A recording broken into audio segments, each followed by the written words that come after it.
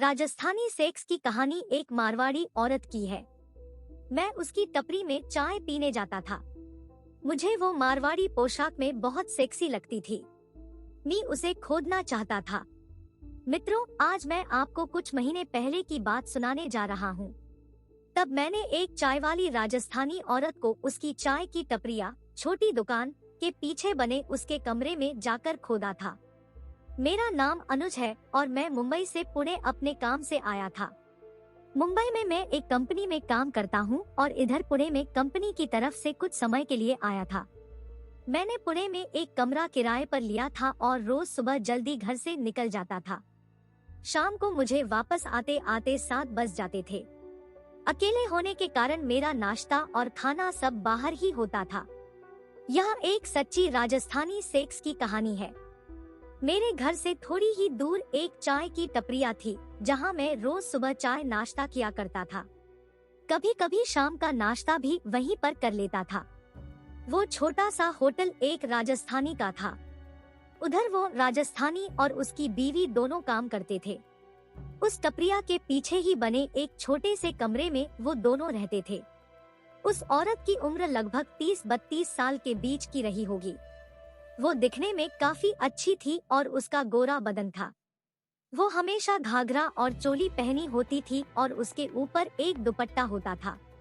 वो नाभि के नीचे घाघरा पहनती थी, जिस कारण उसका गोरा और चमकदार पेट साफ नजर आता था। उसकी चोली भी हमेशा कसी हुई रहती थी, जिस कारण उसके बड़े बड़े चुचे एकदम कसे हुए ऐसे दिखते थे मानो बाहर आने को मचल रहे हों। घाघरे में से उसकी उठी हुई और कुछ बाहर को आती गुफा किसी का भी हथियार खड़ा कर सकती थी। मैंने इन सब बातों पर कभी ज्यादा ध्यान नहीं दिया। मैं बस अपना नाश्ता करके निकल जाता था। अब मेरी उन मियाँ बीवी से अच्छी खासी पहचान हो गई थी, क्योंकि मैं उनका रोज का ग्राहक जो बन गया था। कभी कभी मैं अपने हाथ से ही कुछ भी सामान लेना चाहता तो ले लेता था। वो भी मना नहीं करते, बल्कि खुद ही बोलते कि हाँ हाँ ले लो साहब, कोई बात नहीं। ऐसे ही दिन चल रहे थे। एक दिन मुझे काम पर से आने में थोड़ा देरी हो गई, जिस वजह मुझे बहुत भूख भी लगी थी और मेरा टिफिन आने में अभी काफी टाइम था। मैंने सोचा कि आज उसी टपरिया में कुछ खा लेता हूँ। हालांकि वो दुकान 8 बजे बंद हो जाती थी। तब भी मैंने सोचा कि चलकर देख लेता हूँ, हो सकता है कि खुली हो। जब मैं वहाँ पहुँचा तो दुकान बंद हो गई थी, लेकिन वो दोनों वहीं पीछे ही रहते थे, तो मैं उधर जाने लगा। उस दिन मैंने पहली बार पीछे जाकर देखा था। वो एक छोटा सा कमरा था। वहाँ कमरे में लाइट जल रही थी। मैंने आवाज लगाई। मेरी आवाज सुनकर उस औरत का पति बाहर आया और बोला, क्या हुआ साहब, कुछ चाहिए था क्या? आज बहुत लेट आए आप? मैंने कहा हाँ, आज जरा ज्यादा देर हो गई। बड़ी भूख लग रही है और टिफिन आने में भी देर है। वो समझ गया और उसने अंदर आवाज लगाकर चाय बनाने का कह दिया। कुछ ही देर बाद उसकी बीवी ने मुझे चाय और बिस्कुट लाकर दिया। ये मेरा पेट भरने के लिए फिलहाल काफी था। मेरे साथ वो भी चाय पी रहा था। चाय पीते पीते हम दोनों बातें करने लगे। उसने मुझे बताया कि उसके पिता की तबीयत ठीक नहीं है और वो कुछ दिनों के लिए अपने गांव जाने वाला है। इस पर मैंने पूछा, अरे अगर आप गांव चले गए तो मैं नाश्ता कहाँ करूँगा? उस पर वो बोला कि साहब मैं तो अकेला ही जाऊंगा, मेरी बीवी यहीं पर रहकर दुकान संभालेगी, मैं 1 हफ्ते में लौट आऊंगा। मैंने कहा हाँ फिर ठीक है, वरना मुझे बहुत परेशानी हो जाती, क्योंकि यहाँ नजदीक और कोई दुकान नहीं है। कुछ देर बाद मैं अपने रूम पर आ गया। जब सुबह काम के लिए निकल रहा था तब मैंने देखा कि उस दुकान वाली का पति बैग लेकर निकल रहा था। मैंने भी उनको बाय बोल दिया और काम पर चला गया। उस दिन मैं टाइम पर घर आया और उस दुकान में नाश्ता करने चला गया। तब वो दुकान वाली औरत चाय बना रही थी। मैंने भी एक चाय ले ली। उसने मुझे चाय दे दी और काम पर लग गई। मैंने उससे पूछा कि आप सब संभाल लेती हो? उसने कहा हाँ, इसमें कौन सी बड़ी बात है, यह तो मेरा रोज का काम है। मैंने पूछा कि आपके पति गांव गए हैं तो आपको अकेले डर नहीं लगता? उस पर वो मुस्कुराई और बोली, डर किस बात का, मैं किसी से नहीं डरती। मैंने कहा ये तो अच्छी बात है, फिर मैं अपना नाश्ता खत्म करके वहाँ से चला गया। दूसरे दिन मुझे फिर से काम से आने में देरी हो गई। लगभग 8:30 बज गए थे और भूख भी लगी थी। जब मैं उस दुकान में पहुंचा तब तक दुकान बंद हो गई थी। मैंने पहले की तरह आवाज लगाई, कोई है अंदर? आज वो औरत बाहर आई। जब वो बाहर आई तब उसने सिर्फ घाघरा और चोली ही पहन रखी थी, दुपट्टा नहीं लिया था। मेरी नजर सीधे उसके उभरे हुए मांसल मम्मों पर पड़ी और मैं उसके तने हुए चूजे देखने लगा। अभी मैं कुछ बोल पाता कि उससे पहले उसने मुझसे पूछा, साहब कुछ चाहिए आपको? मैंने कहा हाँ, बिस्कुट मिल जाएगी। मैंने कहा हाँ, बिस्कुट मिल जाएगी। वो अंदर गई और बिस्कुट का पैकेट लेकर वापस आने लगी। जैसे ही वो मुड़ी थी मुझे उसकी उभरी हुई गुफा दिखी। उसकी गुफा तक लहराता हुआ दुपट्टा आज नहीं था। बिना दुपट्टे के उसकी गुफा के दोनों फलक एकदम मस्त दिख रहे थे। मेरी आंखों के सामने उसकी थिरकती सी गुफा मेरे पप्पू को हिनहिनाने पर मजबूर करने लगी। मेरा पप्पू मेरी पैंट में अपनी बदतमीजी दिखाते हुए खड़ा होने लगा। मन कर रहा था कि इसको इधर ही लिटाकर इसकी गुफा में पप्पू पेल कर इसको खोद दूं। उतने में वो वापस आई और मेरे हाथ में बिस्कुट दे दिए। मैं अभी तक उसकी गुफा के बारे में ही सोच रहा था। जैसे तैसे मैंने अपने आप को संभाला और उसके हाथ में 500 का नोट थमा दिया। उसने कहा, साहब अभी छुट्टे पैसे नहीं है, आप कल दे देना, कोई बात नहीं। मैंने भी ठीक है कहा और वहाँ से चला आया। मैं अपने रूम में आया लेकिन अभी भी मेरे सामने वो औरत, उसके बड़े बड़े चूजे और उसकी बड़ी सी गुफा ही घूम रही थी। मेरे मन में अब उसे खोदने का ख्याल आने लगा, पर ये सब कैसे होगा इसका मुझे कोई अंदाजा नहीं था। फिर मैंने सोचा कि यही सही टाइम है क्योंकि अभी उसका पति भी घर पर नहीं है। मैं पैसे देने के बहाने उसके कमरे पर चला गया।